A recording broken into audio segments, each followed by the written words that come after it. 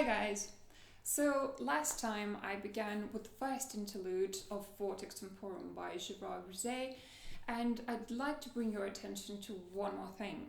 It's how the interlude opens the second movement of the piece.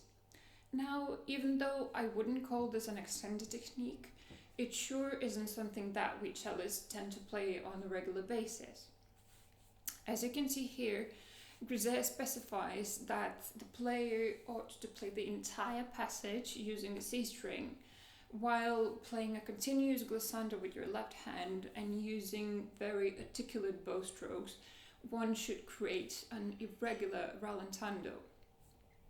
Now might I add that the conductor has stopped conducting and the cellist is the only one left playing. Therefore, it could be assumed that there is some space for creativity. Now, every player has their own way of playing it. You can use a speedy tempo whilst exaggerating the irregularity of the rallentando, or keep it moderate.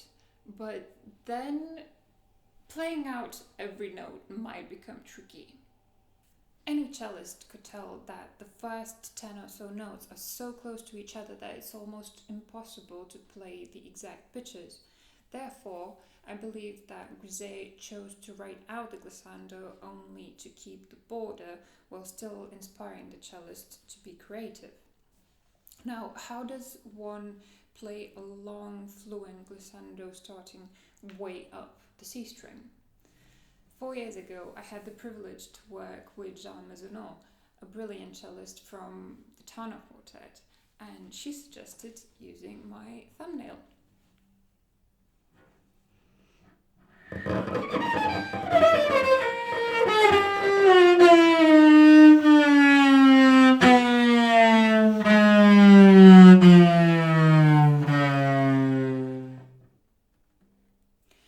There are two reasons why it works.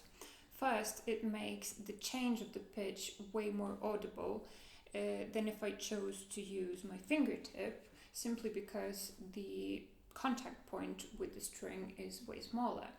The second thing is that it helps me to play a smoother glissando.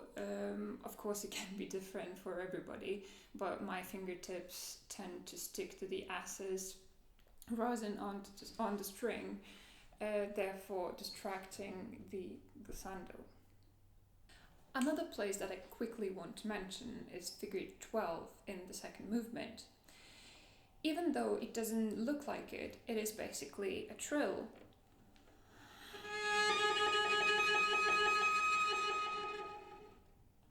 You position your hand as if you'd play an artificial harmonic, and then trill with the upper finger as quick as possible. One more thing that I've noticed that gets players confused seeing it for the first time is the rhythm written out under the fine line in the next bar. This is very popular in the modern French school of composition, and the reason behind it is simply to help the musicians count.